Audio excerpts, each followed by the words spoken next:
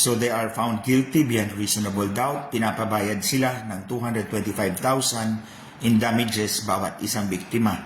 Si Richard 225,000, si Jessamine Casing naman 225,000. So yun yung update ko sa inyo. Finally, nakamit din natin yung justice after 7 years. Although tulad na ng sinabi ko, hindi naman actually set. So yun lang po muna mga kababayan ang update ko sa inyo. The decision is 110 pages. Babasahin ko pa kayo kasi ngayong hapon ko lang natanggap yung in-email ng korte. So babasahin ko yun and then mag-live ulit ako, i-explain ko yung circumstances lahat.